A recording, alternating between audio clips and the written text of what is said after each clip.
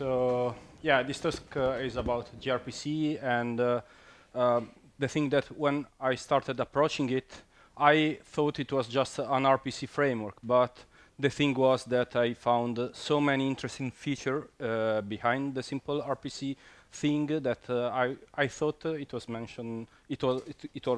worth mentioning them in a talk. So yeah, I did some research. It was kind of the conference-driven development approach where I submitted the abstract and then I did all the research. So I really happy there is so much people here, given how the other interesting talks are. So some quick words about me. I'm Federico. I work for Red Hat. I joined the company last June. And before that, I was working for a local fintech company doing a lot of distributed system related stuff. I'm now part of the KubeVirt networking team, and KubeVirt is a technology, now part of the CNCF sandbox that allows us to run virtual machines on top of Kubernetes clusters, providing more or less the same experience from a user's perspective and also from an API perspective that we have with pods. So if anybody is interested in that topic, you can come to me after this talk, or tomorrow there is a talk by Francesco Romani who is going to describe a lot of aspects of it. And also my handles are Fede Paul for GitHub, Twitter, and many other online presence, apart from my work email. So if you want to provide feedback, ask questions, feel free to contact me over there. Before starting, another disclaimer, I wrote some examples, mostly because I wanted to be sure that the syntax was correct, but all the examples are working properly, and you can find them at this repository. But we all know that all the code examples eventually end in production, so don't come after me if you use them and they break your production in any way. So finally, we can start talking about RPC. RPC is not a new thing. It's been around for quite a long time. Before we had Corba, WSDL, Java RMI, COM, and many others I probably don't know. Corba and COM are around 1991, so I was 12. It was like ages ago. Actually, I really worked with Corba. It wasn't a pleasant experience. But all of these frameworks, all of these technologies relied on the same concept, having the caller and the implementer of a given function behave as if the call was local, but in reality have them hosted in different processes. And of course, this comes with a lot of other issues, as we are going to see later on. And also, all this technology relied on the fact that you had to describe the interaction, the interface between those components and the data that those components were going to share in a language-independent way. So in Corba, for example, we had IDL, which was interface domain language, and then some code was generated for us. But why recently we have this rise in the need for communication? Well, it's mostly because the way we build our system changed. We are going from monoliths to microservices systems where we need our components of the backend to communicate between each other. And quite often, these components are built with different technology stacks. Another aspect is the rise of mobile applications. We want to have ways of communication between our backends and our frontends that are efficient because of the memory constraints and also because of the bandwidth constraints we have during the interaction with the mobile application. So there is so much here, a lot of complexity, and we have to have the proper tools to handle this kind of complexity. And another use case I want to mention is when we wanted to split a monolith. So either we are coming from a legacy application packed inside the monolith, or we are starting with a monolith because we want to understand what are the domain boundaries of our application in order to perform the cuts and build our microservices. In other way, we have to identify, as Michael Feders says for testing, the seams, those places where we want to perform the cut, and eventually put in interfaces in between and perform the cut. And those seams are the perfect places for RPCs. In theory, You put an RPC in the middle, and everything keeps working as it was before, more or less. We all know that with the distribution, we have a lot of other problems. So what options do we have for this kind of interaction? Well, REST is the king in the world of microservices. It's the most commonly used way to have microservices to talk between each other. But it comes with some problems. It's not type safe. It relies on JSON. JSON parsing is not that much efficient. You probably you write your client and your server code. There are generators, but still they don't come out of the box. And also, I'd say that not always you can map your interaction as the access to a remote resource, which is what REST does. Then there are the other RPC frameworks. I just mentioned some of them. I never had the chance to play with them. And then you can even build your own thing on top of WebSockets or on top of plain TCP sockets. It's not something I recommend, but still it's an option. And then it comes gRPC. gRPC stands for, who doesn't know who gRPC stands for? Anybody? Yeah, exactly. It's no, it's not that. It's sorry, everybody thinks it's a Google RPC, but it's a recursive acronym. It's gRPC RPC. So it's simple as that. And also, recently they introduced this nice mascot, which is golden retriever named Pancakes, gRPC. I don't know if it works, but it's what it is. gRPC is the next iteration of Stubby. It was an internal Google project, then was open sourced, and now a lot of companies are contributing to it to make it better.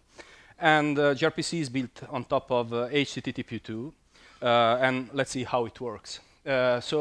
In a single persistent HTTP2 connection, we have streams. In this drawing, they are going only one direction, but it's bidirectional, and each stream can represent the access on a separate resource on the server. And inside each stream, you have frames, which is a binary packet that represent the data that is flowing inside that stream. And the advantage of this is that if you want to access several resources on the server side, you won't have to open a single connection each time. So it's more efficient in terms of latency because the connection is already there, and also it favors concurrency.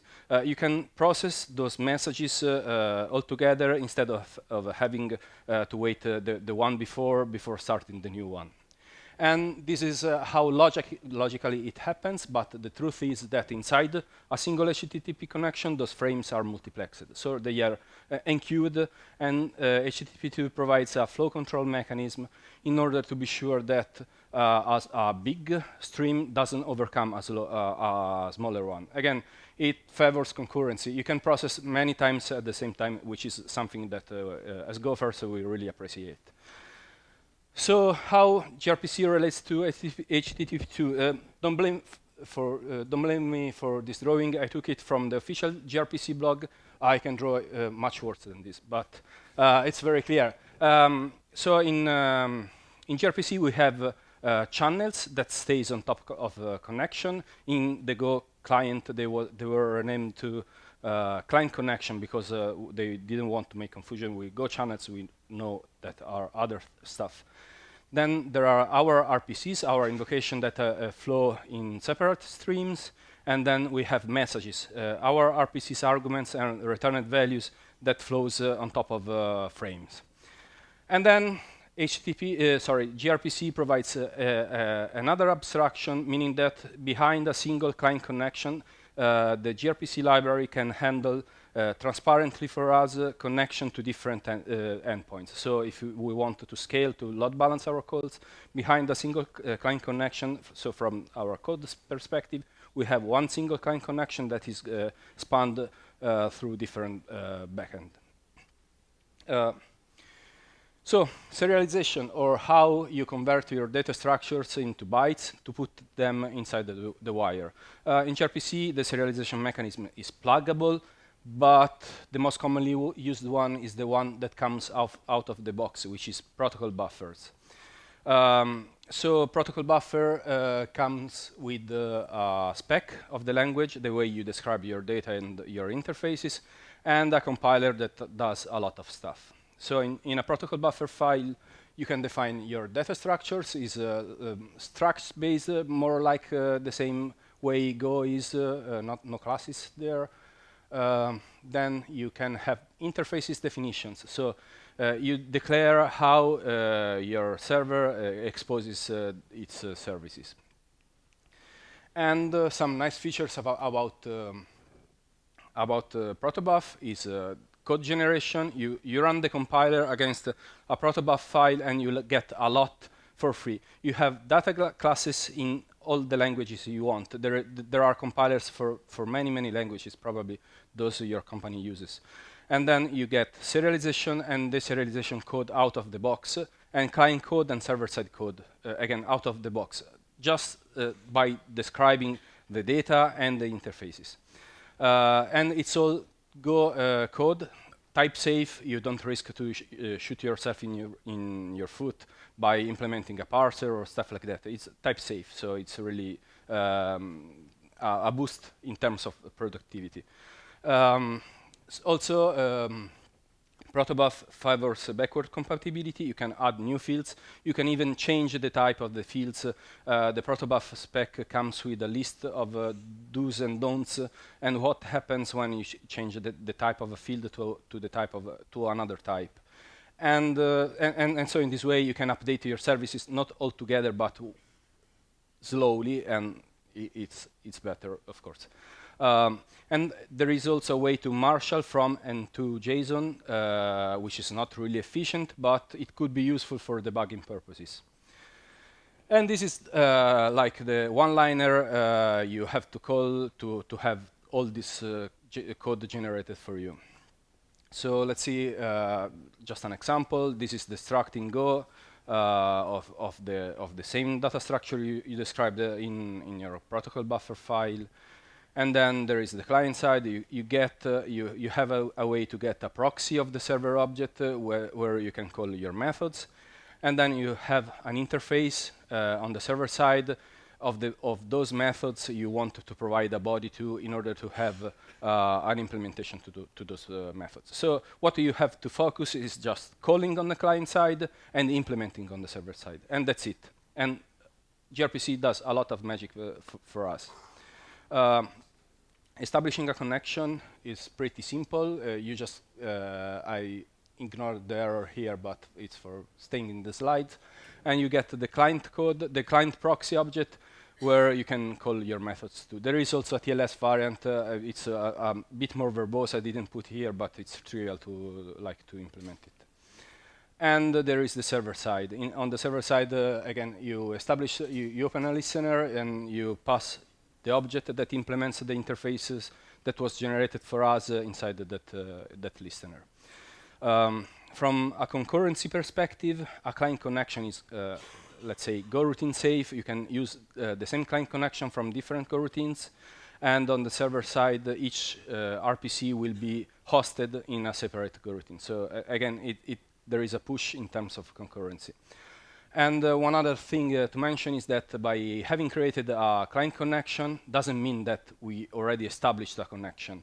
The gRPC client connection has a machine state, and if an RPC doesn't happen for a given timeout, then that connection will go into the idle state, meaning that the connection will be closed and will be opened again whenever another RPC is invoked. So again, it's something that you have to keep in mind. That's true, but there is a way to circumvent this. There is keep alive, which is an opt-in feature. You have to write some code on the client side in order to enable it. And by doing that, you will have HTTP2 frames flowing on those connections.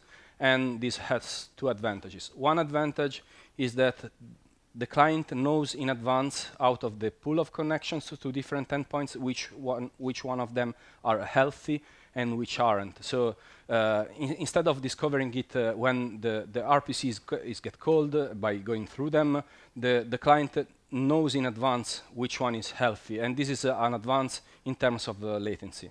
And also, if you have proxies in the middle, that tends to cut connection if they don't see traffic flowing on it. By having ping frames going through that connection, they will keep your connection alive.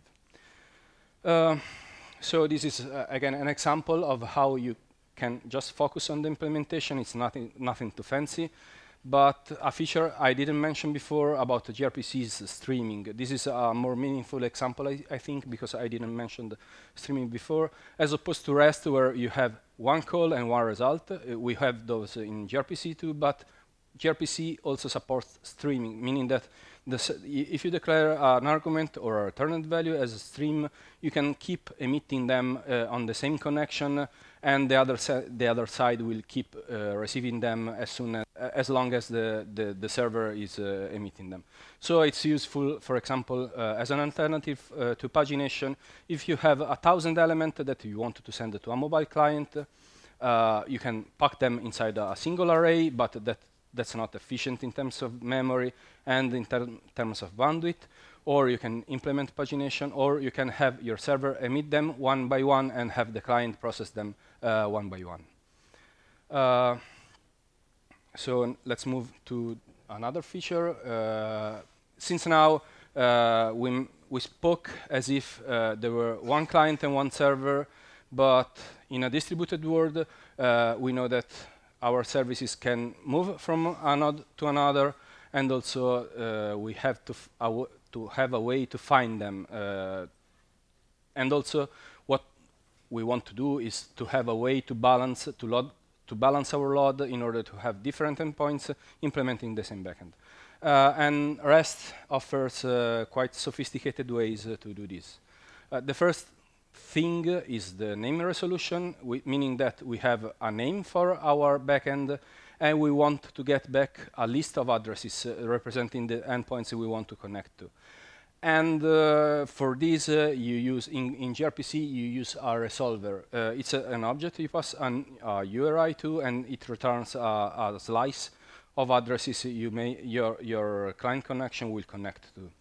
And gRPC provides some of them out of the box. There is the pass-through one, which means that it returns the same address you just pass it to it, and it's the default one.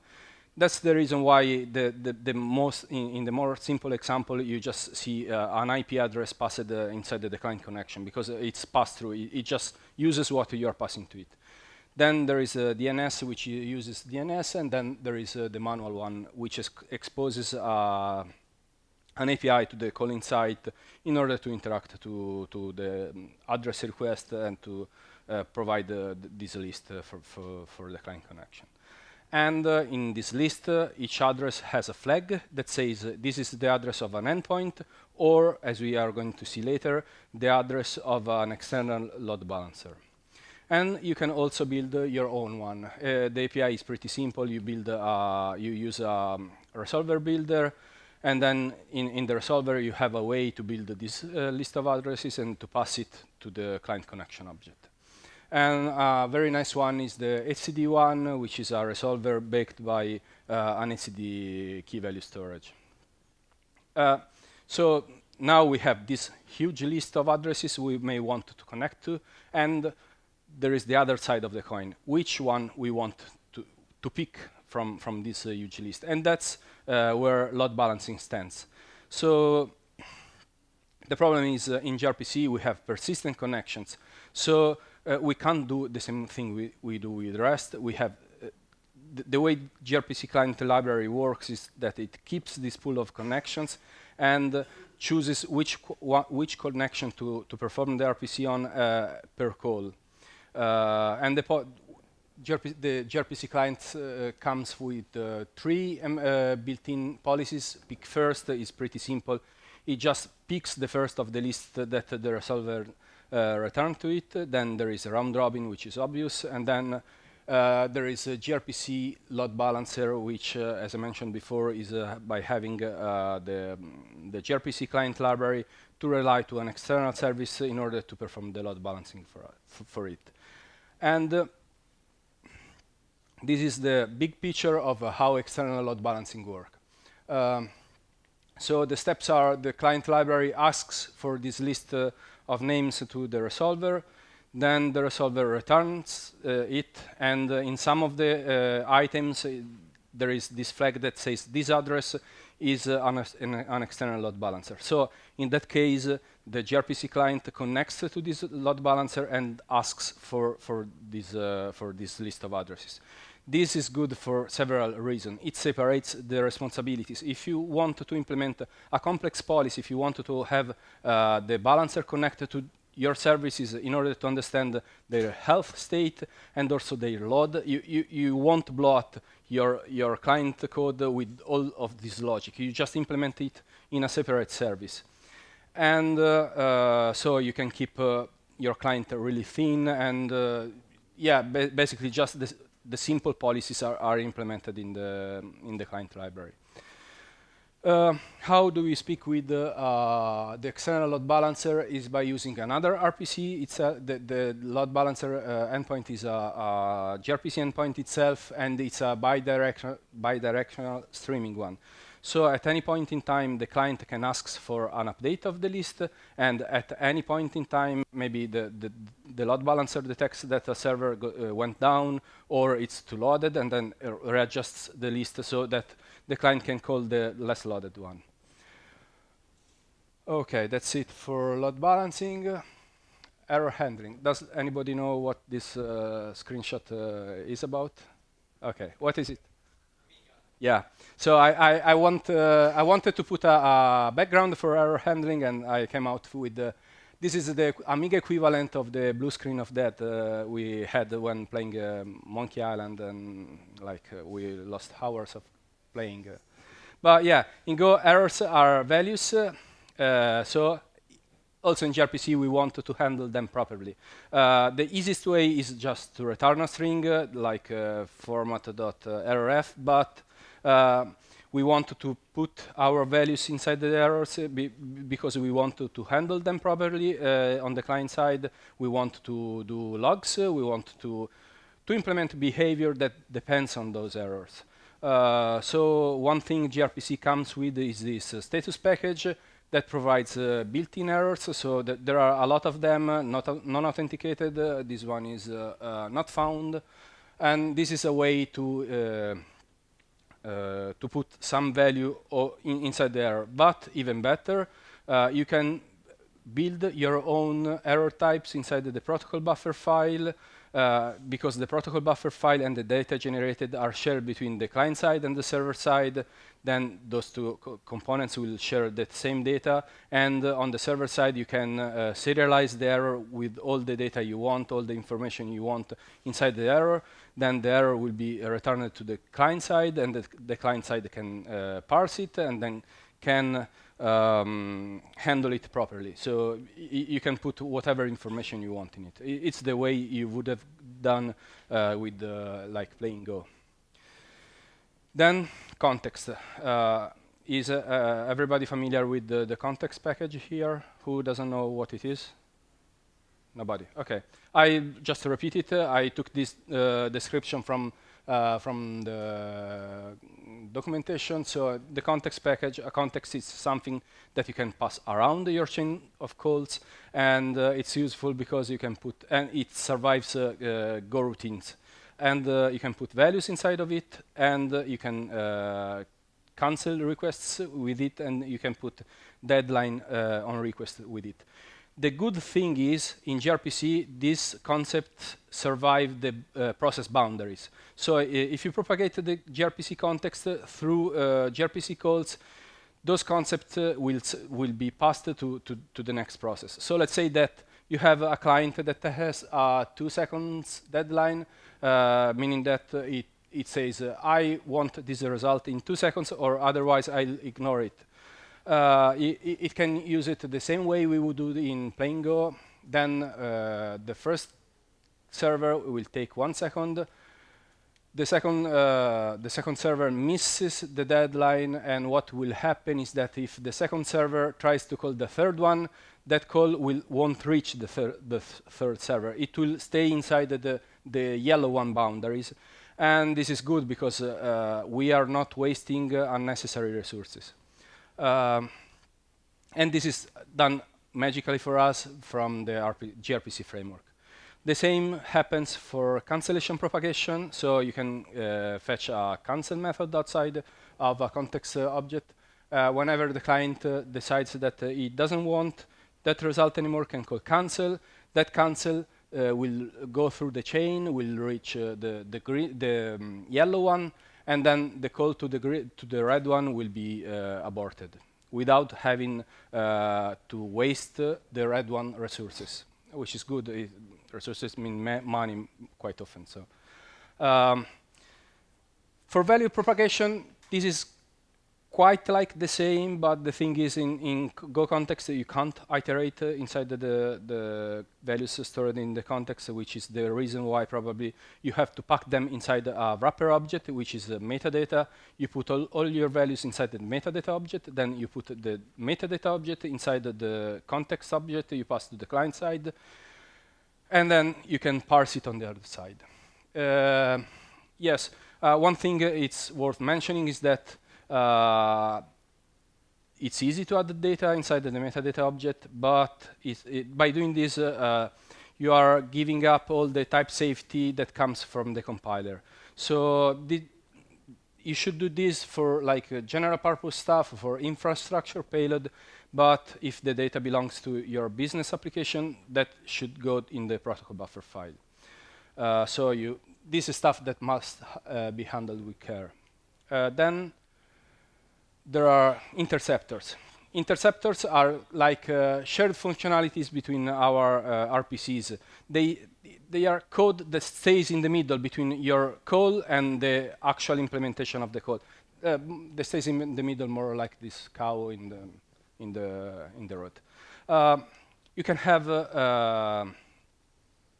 binary interceptors, meaning that they intercept the binary unary calls, or you can have streaming interceptors for streaming.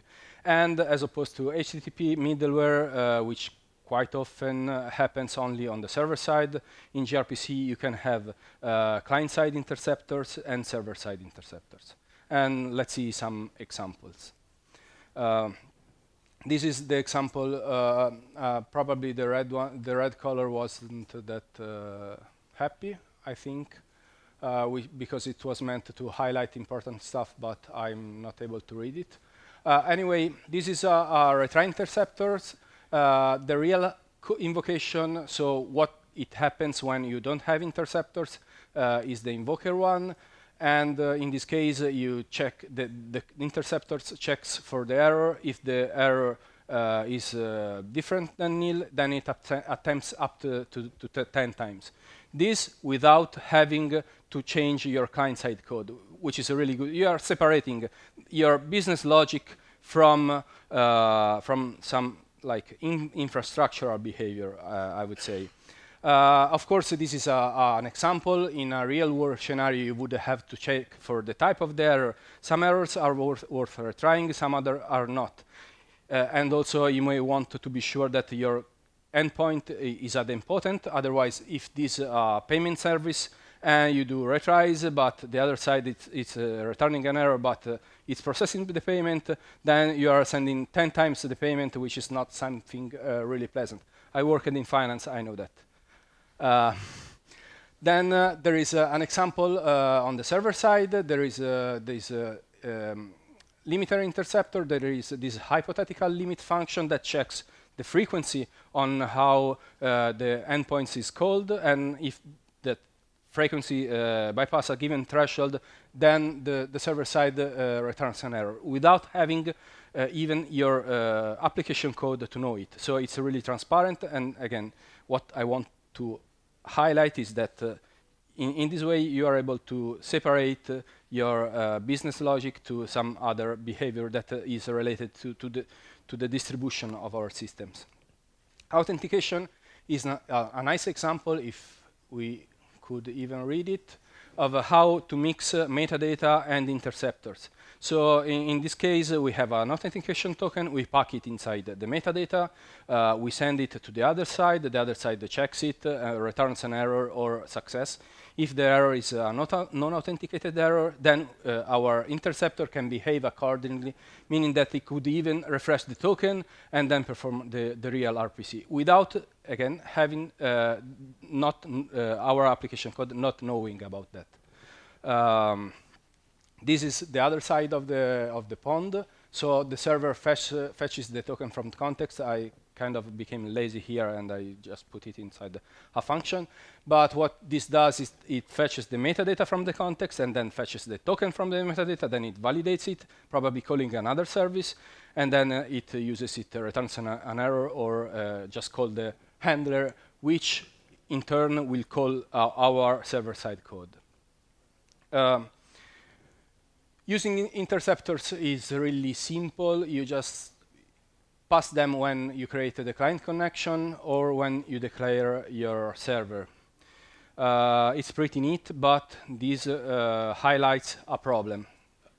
Sorry. Do you want? Okay. The problem is once we set an interceptor, this interceptor is triggered for all our RPCs. So if for some reason a method is not idempotent, we don't want to perform a retry on it, we already spoke about that, or for some other methods we want them to be public, so we don't require authentication, we need to find a way to tell that interceptor that we don't want it. And I just thought about two easy ways. One way could be to check the method's name inside the interceptor itself, or given that the context doesn't survive the process boundaries, but goes through the chain of the calls, you could put a flag inside the context to say, interceptor, I don't want you. Again, you can find your own way, but it's something that you should be aware of. And with the interceptors, you can do a lot of stuff. You can do tracing with open tracing and open census. I think they are mixing together now, but I just use the open tracing. You can do logging, monitoring, and there are a lot more in this repository. This is a screenshot I made in the examples repository I mentioned before to use open tracing Jaeger to trace my calls. And it's like super easy to do that. It's a no-brainer. You just pass the interceptors provided by the library, and you have all your calls traced for you. And if you had to do this manually, it would have been like a lot of boilerplate code, polluting your application code, defining the spans, link the spans together, propagate them. It's like a lot of work. Here, you just use the library, 3 lines of code, and you're done. Okay, and then there are other 2 features I wanted to mention about the gRPC. One is that you can, if you need REST, you can annotate your protocol buffer file with some annotation and use a protocol buffer plugin. And what you'll have out of that, it will be a REST endpoint inside your service, backed by the same implementation of the RPC method. So you can use it for testing. You can use it if you want to do it with some stuff like packed, or if you need a REST endpoint because of legacy reasons. I never had the chance to try that, but I think it's really interesting. And also the generate code will provide you a Swagger endpoint that like document the API. The last feature I want to talk about is reflection. It's an opt-in feature because sometimes we don't want to expose what we have, but if the server side enables reflection, then a client will be able to inspect the method exposed by the server, and this is useful if you want to build the dynamic clients. 2 of them, which I think are pretty useful when developing with gRPC, are gRPC URL. The rest guys will say, we have curl to test our stuff, then we have Grpc URL, which is more or less the same, a command line tool to test our services. And then there is the other one, which is a Grpc UI, which is a full-fledged web application that does more or less the same. And both of these services tools work even if the server side doesn't enable reflection, but you provide them the protocol buffer file. We work because they know how the server is implemented. So what's the take-home lesson? gRPC is cool, it's type safe, it's performant, it has streaming, but the truth is the remote invocation is just a part of the whole. If we were in the magic land where everything worked, where the network was reliable, we could even implement our own protocol. But with the distribution of our systems, there is an extra toll to pay. We want to be able to handle this complexity. We want to trace our system. We want to have authentication. We want to perform retries, to do load balancing because we want to scale. And the thing is, by using gRPC, a lot of people, good people, thought about this problem, and we get a lot for free. And that's what I had for you today.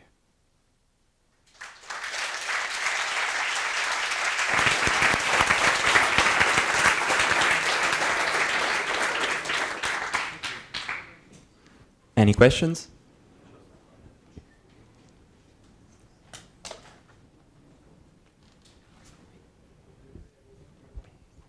Hi. The streams that the server sends and that the client then receives, is the client able to also stop it, or is it just something that has to? Yeah, I mean, when the server knows that in the example in the slide, it was a finite loop. So when the server returns, then the stream is stopped.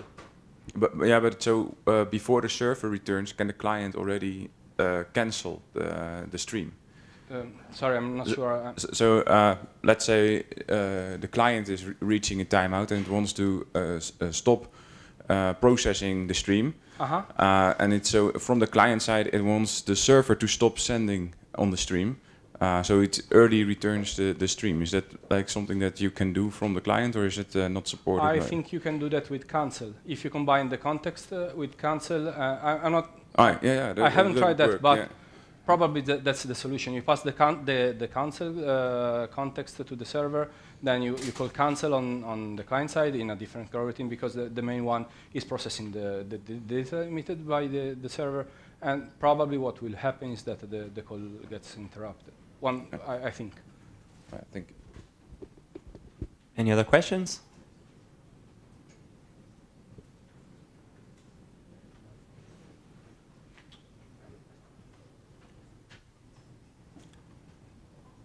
Anyone has any other questions? Okay, thank you very much, Federico.